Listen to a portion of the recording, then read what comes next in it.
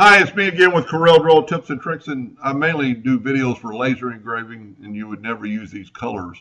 But if you had different shades of gray, particular, and we want to change some of the colors of these blue ones, instead of going through there and select or hold down the shift key and selecting them all, and this would work in this case, and then you could hit delete and delete all those. But if you had hundreds of them on the page, different intervals, instead of doing that, you go to find and replace. So go to edit, find and replace, but this time we're going to replace object, replace colors. Hit next. We want to find, and you open this up and get the eyedropper tool, we want to find all the blue ones. And then just click on that. We want to replace it. Let's replace it with a gray off of here, off this palette. And then click that and then hit finish.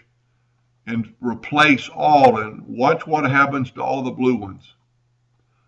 All the blue ones have turned gray that quick. So find and replace is a pretty useful tool. It can be done for a number of things. Anyway, I hope that helped a little bit. Thank you for watching.